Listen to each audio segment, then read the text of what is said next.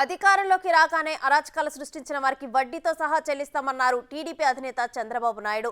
ఎన్నో సమస్యలు ఎదురైనా వెనక్కి తగ్గకుండా పాదయాత్ర చేసిన లోకేష్ ను ఆయన అభినందించారు. ఆయన ఇంకేమన్నారో ఇప్పుడు చూద్దాం.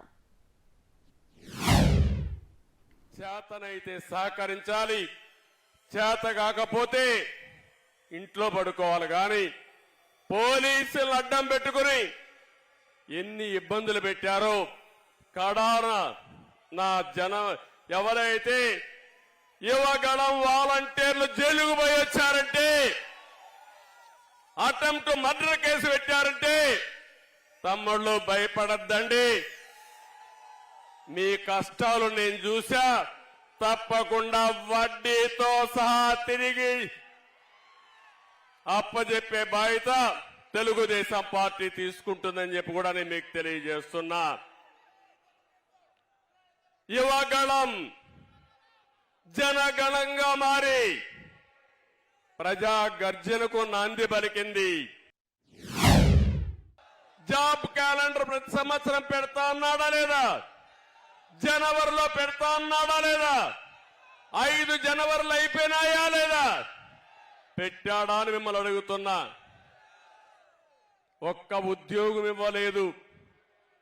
ఉండే పరిశ్రమలు పోయినాయి. మొత్తం యువత జీవితాల్ని నాశనం చేసే పరిస్థితికి వచ్చాడు. ఈరోజు ప్రపంచంలోనే తెలుగు యువత అగ్రస్థానంలో ఉంటే, అదే ఆంధ్రప్రదేశ్ లో యువత అధఃపాతాళంలో ఉండే పరిస్థితి వస్తా ఉంది. ఒక్క పరిశ్రమ రాలేదు. వచ్చిన పరిశ్రమలు పారిపోయినాయి. తరిమేసే పరిస్థితి వచ్చింది. ఇది చాలా బాధాకరం. నేను ఒకటే హామీ ఇస్తున్నా, యువతకు తెలుగుదేశం జనసేన అండగా ఉంటాం. ఉపాధి కల్పించే బాధ్యత, మీ భవిష్యత్తుకి భరోసా ఇచ్చే బాధ్యత మేము తీసుకుంటామని మరొక్కసారి హామీ ఇస్తున్నా. ఒక పార్టీ అధ్యక్షుడిగా ఏదైనా ఒక సంకల్పం ఉంటే చిత్తశుద్ధితో పనిచేస్తే ప్రజలు ఆదరిస్తారు. అలాంటి కార్యక్రమానికి శ్రీకారం చుట్టాడు. ఒక పార్టీ అధ్యక్షుడిగా మనస్ఫూర్తిగా ఆయన చేసిన కృషికి అభినందిస్తున్నానని చెప్పి కూడా నేను మీకు తెలియజేసుకుంటున్నా. ఈరోజు పవన్ కళ్యాణ్ గారు చెప్పిన విషయాలు కానీ, ఇంకో పక్క బాలకృష్ణ గారు, లోకేష్ గారు మాట్లాడిన విషయాలు, అచ్చెన్నాయుడు గారు మాట్లాడిన విషయాలు నేను పూర్తిగా ఎండార్స్ చేస్తున్నాను. మీరు ఆలోచించవలసిన అవసరం ఉంది.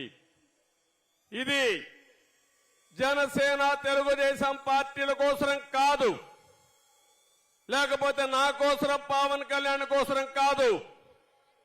5 కోట్ల ప్రజల భవిష్యత్తు కోసం, భావి తరాల భవిష్యత్తు కోసం ప్రతి ఒక్కరూ ఆలోచించాల్సిందిగా నేను కోరుతున్నా. ఈ విశాఖపట్నంలో మీరు చూస్తే ఎయిర్పోర్ట్ పూర్తిగా నిర్వీర్యమైపోయి, మళ్లీ నేను వేసిన ఫౌండేషన్ రెండోసారి ఫౌండేషన్ వేసి ఏదో గొప్పగా చేసేవారి విధంగా పోయే పరిస్థితికి వచ్చారు. రివర్స్ పాలన ఉన్నాడు. విధ్వంస పాలనకు నాంది పలికాడు. ఇంత మునిపే మిత్రులు చెప్పారు, కక్ష సాధింపులు, విధ్వంసాన్ని చేయడం, మంచి చేయడం చేత కాకపోతే గమ్మునుంటే నష్టం రాదు. కానీ కావాలని విధ్వంసం చేసుకుంటూ వస్తే ఏం జరుగుతుందో బెస్ట్ ఎగ్జాంపుల్ ఆంధ్రప్రదేశ్. ఒక విషయం మీరందరూ గుర్తుపెట్టుకోవాలి, ఒక మంచి చేస్తే ఆ మంచి ఫలితాలు అందరికీ వస్తాయి. అదే పబ్లిక్ పాలసీ, అదే సుపరిపాలన. ఒక చెడు చేస్తే ఆ చెడు వల్ల అందరికీ నష్టం వస్తుంది.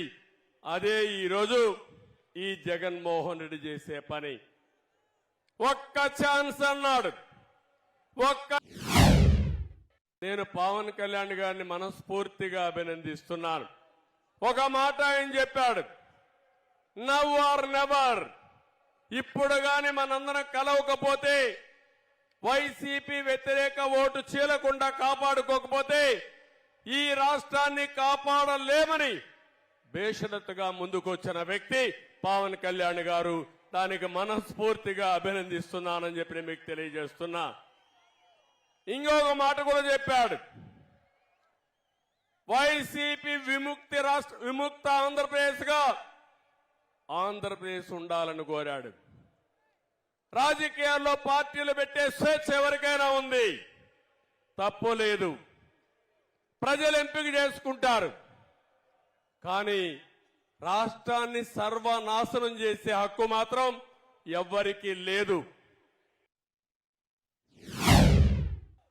ఈరోజు అమరావతి, ఇక్కడ విశాఖపట్నంలో అడుగుతున్నాం మిమ్మల్ని అందరినీ. ఈరోజు మన రాజధాని ఏదని మిమ్మల్ని అడుగుతున్నా. ఆ రోజు మీరందరూ ఒకే మాట చెప్పారు. అమరావతి నేను ప్రపోజ్ చేసినప్పుడు అమరావతి ఆంధ్రప్రదేశ్ రాజధానిగా ఉంటుంది, విశాఖపట్నం ఆర్థిక రాజధానిగా ఐటీ హబ్ గా ఉంటుందని మీరే సహకరించారు. అవునా కాదా అని మిమ్మల్ని అడుగుతున్నా. ఇప్పుడు చెప్పండి, 3 ముక్కలాట ఆడాడు ఈ ముఖ్యమంత్రి. అమరావతిని సర్వనాశనం చేశాడు ముఖ్యమంత్రి. ఈ రోజు ఇక్కడికి వచ్చి